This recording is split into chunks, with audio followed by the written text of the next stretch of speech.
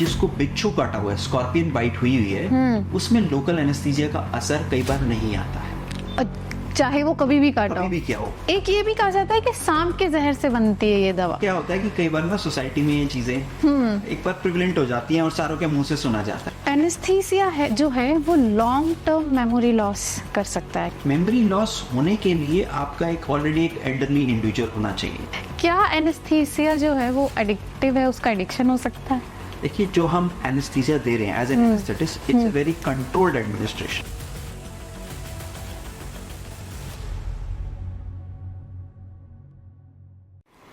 आप कभी डॉक्टर के पास गए हो या ना गए हो, आपकी कभी कोई सर्जरी हुई हो या ना हुई हो, मेडिकल फील्ड का एक ऐसा शब्द है जो आपने जरूर सुना होगा और वो शब्द है एनेस्थीसिया। एक ऐसा शब्द जिसे लेकर बहुत से मिथ्स हैं। वो अगर आप ले लेते हैं तो लंबी बेहोशी हो सकती है। मिथ्स तो छोड़िए, डर भी बहुत हैं। आज इन्हीं मिथ्स और इन्हीं डरों को दूर करने के लिए मेरे साथ मौजूद हैं डॉक्टर दिवेश अरोड़ा जी। स्वागत है डॉक्टर आपका। सबसे पहले तो हमारे दर्शकों को बताएं कि एनेस्थीसिया क्या है और ये कैसे काम करता है। आपने जैसे इंट्रोड्यूस किया कि लोगों के माइंड में बहुत सारा डर है, I think that is very right. हम एनेस्थीसिया को डिफाइन करने की कोशिश करते हैं एक कॉमन आदमी के लिए और लेमैन के लिए। टेक्निकल टर्म्स बड़ी सारी हैं, बट मैं करूंगा कोशिश कि जितना मैं सिंप्लीफाई कर सकूं। सो एनेस्थीसिया एक रिवर्सिबल प्रोसेस है जिसमें there is a loss of sensations.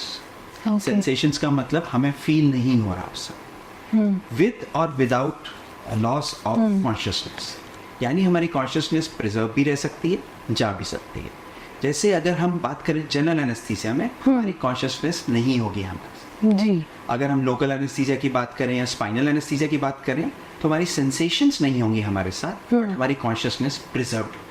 तो अगर मैं इसको टेक्निकल भाषा में डिफाइन करूं, reversible loss of all sensations with और विदाउट लॉस ऑफ कॉन्शियसनेस, ये हमारा एनेस्थीसिया की ब्रॉड डेफिनेशन। जी, तो गहरी नींद में जाना और एनेस्थीसिया दोनों में कोई फर्क है या एनेस्थीसिया एक्चुअली आपको बहुत गहरी नींद में भेज देती है? ये दोनों में एक बड़ा फर्क है। कॉमन आदमी को लगेगा कि दोनों बिल्कुल सिमिलर हैं, पर एक्चुअली है नहीं। जो हम नॉर्मल स्लीप की बात करते हैं, गहरी नींद की बात करते हैं, वो हमारा नेचुरल फिजियोलॉजिकल प्रोसेस है जी। हमारी एक बायोलॉजिकल रिदम है। हम दिन में काम करते हैं, रात तक थक जाते हैं जी। अपनी बॉडी के सेल्स को रिवाइव करना, एनर्जी को रिवाइव करने के लिए एक मैकेनिज्म बना हुआ है जिसमें हमें नींद आ जाती है। वो नींद हमारी डीप होती है जिसमें हमें पता नहीं चलता हमारी सराउंडिंग्स में क्या हो रहा है। हम नॉर्मल सांस लेते रहते हैं, हमारा blood pressure, heart rate normal चलता है।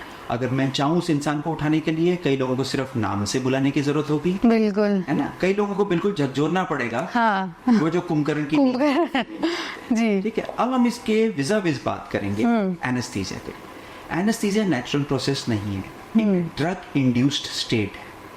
आर्टिफिशियली मैं एक मेडिसिन दे रहा हूँ एक इंसान में, उसकी बॉडी में जा रहा है और उसके बाद एक स्लीप आ रही है, बट वो स्लीप नेचुरल नहीं है। उस स्लीप के अंदर इंसान का रेस्पिरेशन यानी जो सांस लेने की क्षमता है वो कम हो जाती है। इसलिए मुझे आर्टिफिशियली बाहर एनेस्थेटिस्ट उसको कंट्रोल करता है with the help of ventilator. Okay. Blood pressure की फ्लक्चुएशंस हो सकती है, हार्ट रेट की फ्लक्चुएशंस हो सकती हैं जो हम बाहर से दवाइयों से कंट्रोल कर सकते हैं। अब इसे कंट्रास्ट दोबारा कीजिए एक नेचुरल स्लीप से जी। उसके अंदर ना तो ब्लड प्रेशर कोई कंट्रोल कर रहा है, राइट, अपने आप चल रहा है, जो जैसे मैं जगा हूँ मैं सो रहा हूँ, मेरा हार्ट रेट भी बिल्कुल ठीक चल रहा है, मेरी रेस्पिरेशन। अब कंट्रास्ट कीजिए एनेस्थीसिया में। एनेस्थीसिया जनरल एनेस्थीसिया की मैं बात कर रहा हूँ जिसमें हम ये चीजें कंट्रोल कर रहे हैं। अब हम बात करें दूसरे एस्पेक्ट ऑफ एनेस्थीसिया जो है हमारा रीजनल एनेस्थीसिया, एक पर्टिकुलर हिस्से का जी। उसमें हमारा सांस, ठीक है, और हमारी दिल की धड़कन वगैरह चलती रहती है, वो पेशेंट के कंट्रोल में रहती है और वो जगह भी रहता है। ओके। तो हम स्लीप को जनरल एनेस्थीसिया से कंपेयर कर सकते हैं। स्लीप क्या है? नेचुरल प्रोसेस है जी। ये जनरल एनेस्थीसिया जिसका शॉर्ट फॉर्म है, वो एक आर्टिफिशियली ड्रग इंड्यूस्ड स्टेट है जी।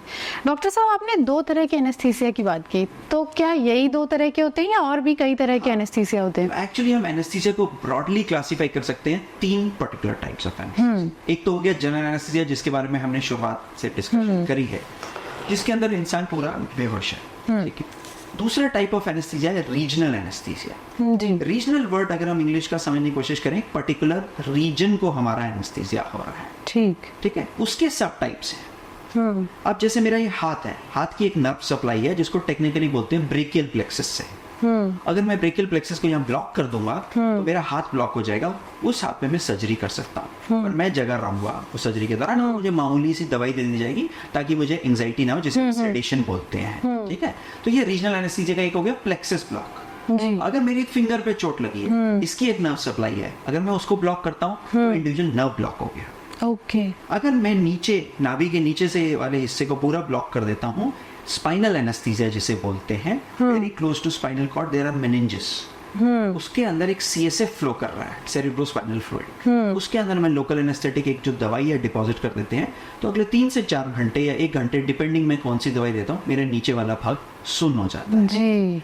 और हम सब ने कभी ना कभी डेंटल एक्सट्रैक्शन कराया होगा, छोटा सा कोई फोड़ा फुंसी कभी ना कभी निकलाया होगा, तो उसके लिए जो दिया जाता है एनेस्थीसिया उसे हम लोकल एनेस्थीसिया बोलते हैं। तो फिर हम इसको ब्रॉडली क्लासिफाई कर सकते हैं, जनरल एनेस्थीसिया, रीजनल एनेस्थीसिया जिसके डिफरेंट सब टाइप्स हैं। नर्व ब्लॉक हो गया, प्लेक्सस ब्लॉक हो गया, स्पाइनल एनेस्थीसिया हो गया, एपिडुरल हो गया, डिपेंडिंग ऑन कहाँ दे रहे हैं। और last but not the least is local anaesthesia, जो हर एक इंडिविजुअल ने कभी ना कभी लाइफ टाइम में डेंटल एक्सट्रैक्शन या कुछ प्रॉब्लम आ गई छोटी मोटी, तो वहाँ यूज करके लिया होगा।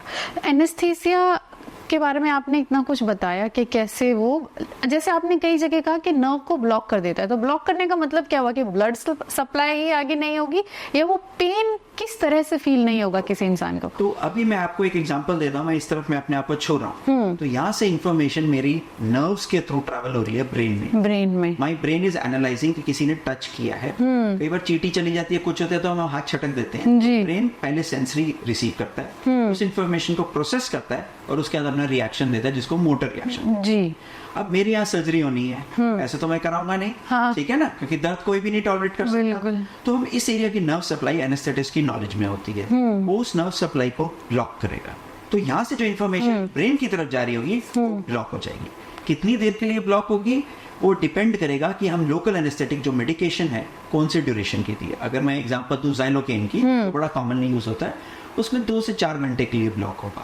अगर मैं बात करूं bupivacaine which is a long acting drug, यानी लंबे टाइम तक एक्ट करता है, उसमें और ज्यादा ड्यूरेशन 8 घंटे 12 घंटे डिपेंडिंग ऑन आप कितनी मेडिसिन दे रहे हैं। तो ये एनेस्थेटिस्ट डिसाइड करता है, या लोकल के लिए तो सर्जन खुद भी जो दे देते हैं वो डिसाइड करते हैं कि मुझे 1 घंटे का इफेक्ट चाहिए, कितनी देर का इफेक्ट चाहिए, तो उस अकॉर्डिंग। जी, मेरा यही सवाल था अगला, जिसका आपने जवाब भी दे दिया। अब मैं यहाँ जानना चाहूंगी कि एनेस्थीसिया की डोज ही कहेंगे उसे, yes. कैसे तय होती है, डिसाइड कैसे होती है कि किस मरीज को कितनी देनी है? तो सबके माइंड में रहता है कि मुझे एनेस्थीसिया कहीं ज्यादा तो नहीं मिल जाए। एनेस्थेटिस्ट कैसे डोज डिसाइड करते हैं? देखिए, हम जनरल एनेस्थीसिया की बात करेंगे तो डोज हमारी जो होती है milligram per KG body weight की होती है। ओके। अगर कोई इंडिविजुअल 60 केजी का, 100 केजी का है, तो हम नॉर्मली 50 to 70 केजी है, तो हम 60 केजी के हिसाब से हमने कैलकुलेट कर लिया। अब नेक्स्ट क्वेश्चन आता है, आजकल ओबेसिटी जिसे कहते हैं, बड़े लोग उस साइड पे होते हैं, उनका वजन बहुत ज्यादा होता है, BMI बहुत ज्यादा होता है। तो हमारी ना डिफाइन करनी है, पर्टिकुलर एक्स ड्रग है वो टोटल बॉडी वेट पे दी जाएगी, 100 किलो है तो 100 किलो पे दी जाएगी। एक पर्टिकुलर सेट ऑफ ड्रग है जो सिर्फ लीन बॉडी मास पे दी जाएगी। लीन बॉडी मास मींस जिसमें फैट हम माइनस कर देते हैं। तो एनेस्थीसिया में different set of drugs different milligram per kg, either total body weight पे हो सकता है या लीन बॉडी मास में होता है। ये हमें पढ़ाया जाता है और हम इसी को प्रैक्टिस करते हैं। और अदर मेथड दूसरा है, पेशेंट की कंडीशन क्या है।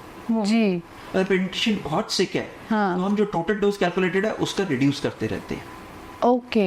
अगर पेशेंट हमारा एल्डरली है, एल्डरली मींस 60 प्लस है, तो 60 प्लस के इंडिविजुअल्स की 90, 100 आजकल वो भी लाइफ एक्सपेक्टेंसी बढ़ गई है, वो भी इंडिविजुअल्स आते हैं। जैसे जैसे एज बढ़ती चली जाती है, हमारे जो सेरिब्रल नर्वस सिस्टम के न्यूरॉन्स हैं वो कम होते चले जाते हैं, तो हमारे एनेस्थेटिक डोज की रिक्वायरमेंट भी कम होती चली जाती है। ओके। तो से भी करते हैं। अब हमारे पास एक आ गया नवजात शिशु जो 2-4 दिन का है, उसकी रिक्वायरमेंट बहुत ही कम है।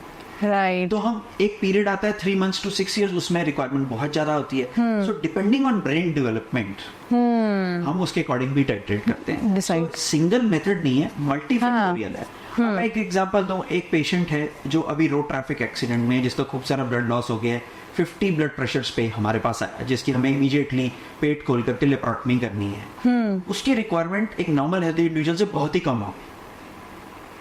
कम कैसे? कम क्योंकि वो तो ज्यादा चोट में है। वो ऐसे चोट में की बात नहीं है, उसका उस समय ब्लड प्रेशर बहुत कम है।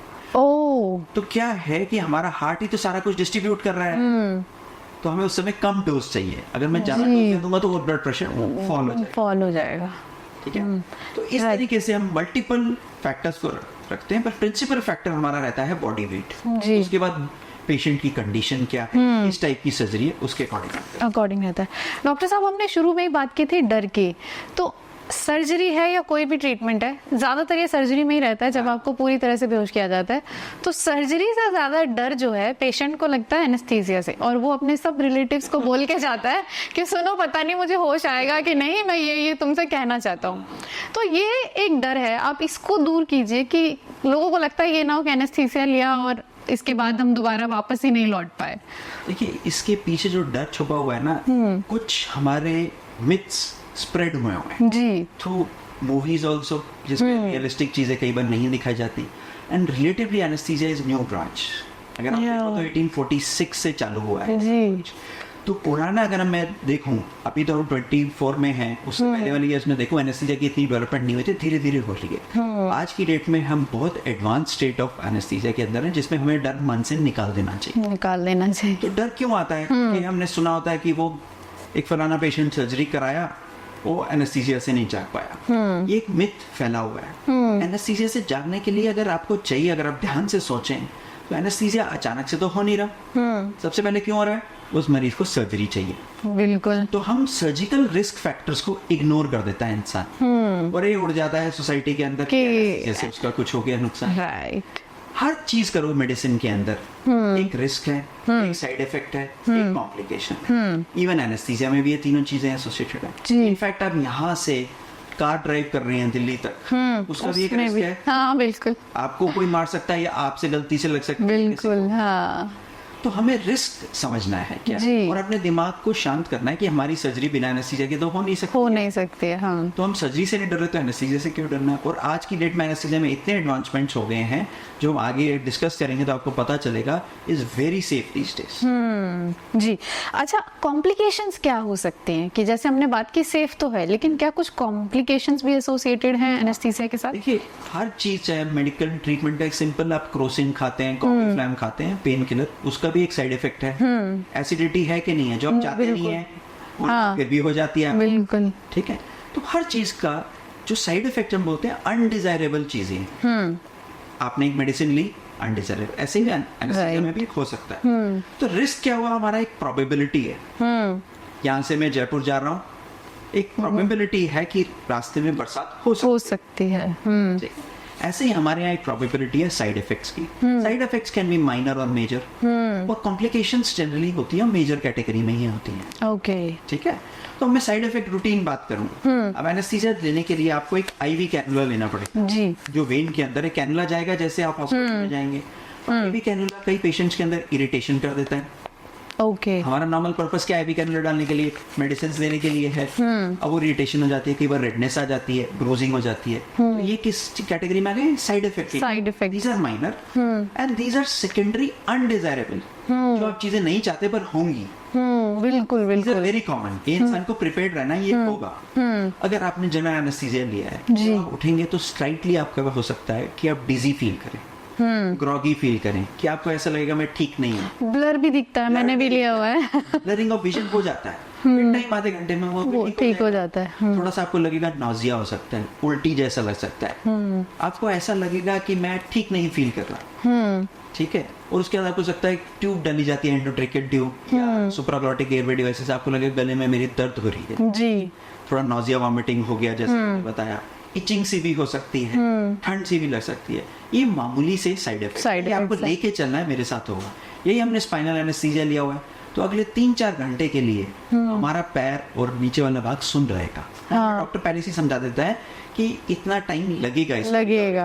आपको मेरी सर्जरी तो आधा पौना घंटे में खत्म हो गया, आपने मेरे पैर तो उधार ले लिए, ठीक, तो ये एक तरीके का साइड इफेक्ट ही लगेगा उसको तो। बिल्कुल। अब कॉम्प्लिकेशन की बात करें तो कॉम्प्लिकेशन ये है कि हम पूरा बेहोश होने गए।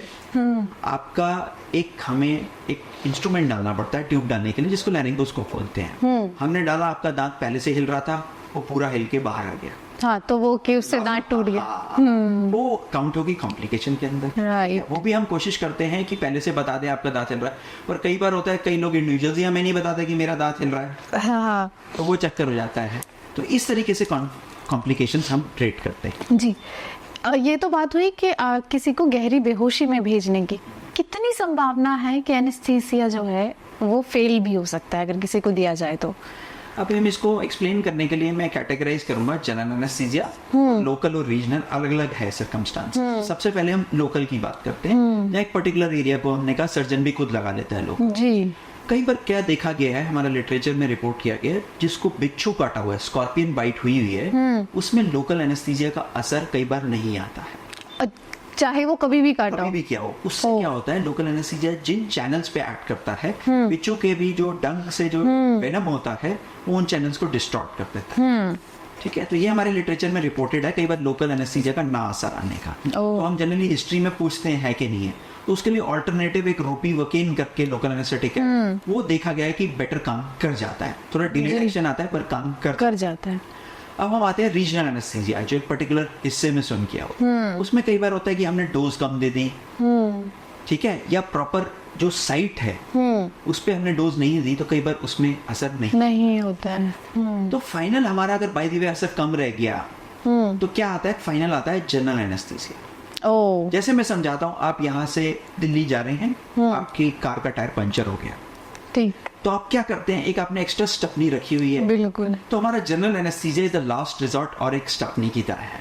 ओके। ये किसी तरह से कोई खतरा तो नहीं बढ़ाता है कि आपने एक लिया और फिर दोबारा ले लिया? कंडीशन में एक नॉर्मल हेल्दी इंडिविजुअल है तो रिस्क बराबर ही है ऑलमोस्ट। ठीक है, तो फिर हम उसको जनरल एनेस्थीसिया में कन्वर्ट कर देते हैं। जी। अब मैं जनरल एनेस्थीसिया की बात करूं कि उसमें इफेक्ट कई बार लेट आ रहा है, क्यों आ रहा है। हाँ। कई लोग जैसे होता है लॉन्ग टर्म एपिलेप्सी की दवाइयां ले रहे होते हैं, ओके। वो लिवर के एंजाइम्स को इंड्यूस कर देती है। मेजॉरिटी ऑफ हमारी एनेस्थीसिया ड्रग्स लिवर और किडनी से ही बाहर निकलती हैं। तो एंजाइम्स इंड्यूस हो गए, तो यानी मेटाबॉलिज्म फास्टर हो, तो उसके अंदर थोड़ा जितनी मैंने कैलकुलेटेड वो जल्दी मेटाबोलाइज हो जाएगी, उससे असर कम आएगा, तो मुझे थोड़ा डोज बढ़ानी पड़ेगी। तो एज सच जीए में आपको फेलियर नहीं दिखेगा। लोकल में मैंने बताया स्कॉर्पियन बाइट है, या कई बार दवाई एग्जैक्ट जगह नहीं पहुंची, उसमें फेलियर हो सकता है। मेरा जीए इज मोर और लेस स्टैंडर्डाइज्ड, उसमें आपका नहीं। ठीक।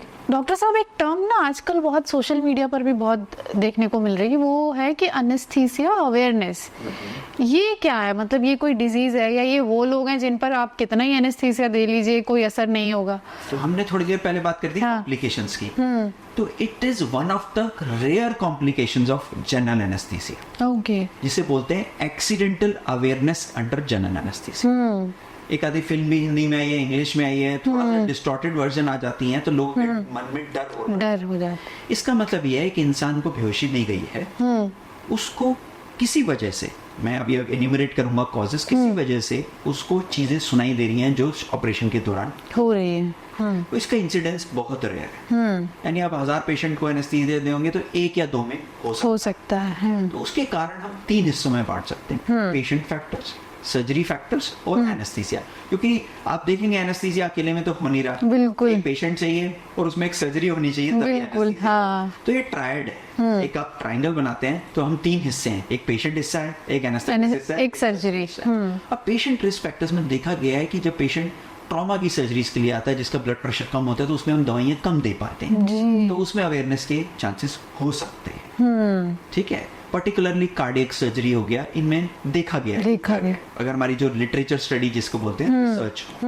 और हमारे जो एनेस्थीसिया के रिस्क फैक्टर्स है, कई बार क्या होता है, इक्विपमेंट बहुत रेयर चांस है मेल फंक्शन कर गई, जो मेरी दवाई कंटिन्यूसली डिलीवर होने लगी है, मुझे दिखा रहा है डिलीवर हो रही है, पर एक्चुअल में डिलीवर नहीं हो पाई किसी वजह से जी, तो वो पूरा बेहोश नहीं है। उसे बोलते हैं एक्सीडेंटल अवेयरनेस अंडर एनेस्थीसिया, जो बहुत ही रेयर चीज है।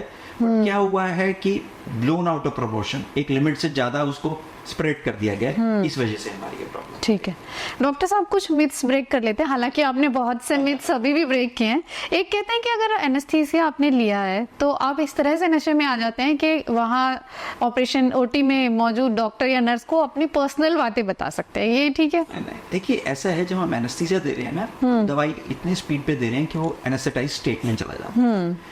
एक हम स्टेट बात करते हैं, कई बार होता है कि क्रिमिनल माइंड से हमें कुछ एक्सट्रैक्ट करना होता है, तो उसमें उसके अंदर हम थोड़ा सा डोज देके उसमें से हम एक्सट्रैक्ट करते हैं।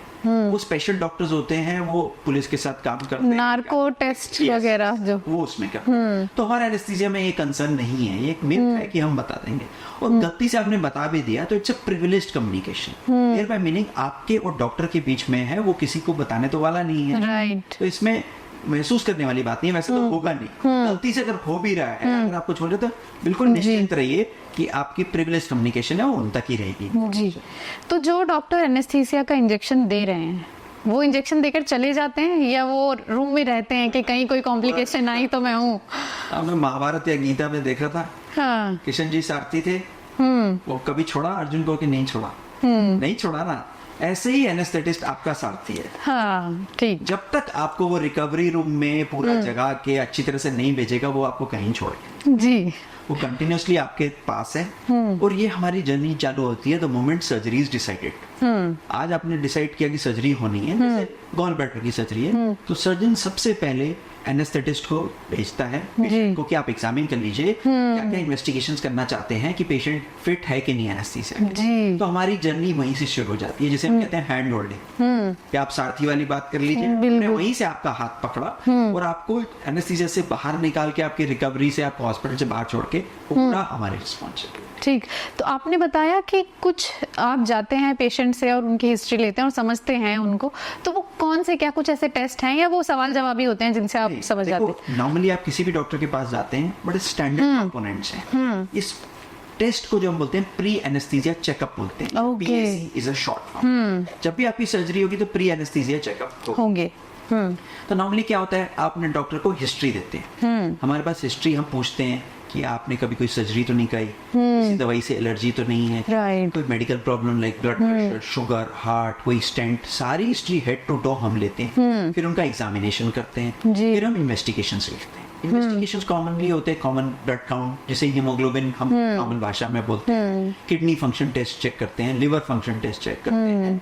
एज के रिलेटेड जैसे 40 ईयर से अब तो चेस्ट एक्सरे, ECG भी हम एक्स्ट्रा कर लेते हैं, जरूरत पड़े तो इको भी कर लेते हैं। और कई बार जैसे स्टेंट डला हुआ है तो कार्डियोलॉजिस्ट इन्वॉल्व हो जाता है, तो उसमें हम स्ट्रेस टेस्ट भी करते हैं। अगर किसी को लंग की कंडीशन है, जैसे COPD बोलते हैं या अस्थमा एम्फाइसीमा, जो कॉमन भाषा में बात करें, तो उसमें हम पल्मोनरी फंक्शन टेस्ट भी करते हैं डिपेंडिंग ऑन पेशेंट की एज क्या है और कोमॉर्बिडिटीज यानी वेरियस डिजीजेस क्या उसके अकॉर्डिंग हम काम करते हैं। ठीक, डॉक्टर साहब एक मिथ है या ये सच है, ये आप बताएंगे कि सिजेरियन जब आप कराते हैं तो उस दौरान एनेस्थीसिया लिया जाता है, तो ज्यादातर महिलाएं ये शिकायत करती हैं कि उस एक इंजेक्शन के बाद मुझे बैक पेन रहता है।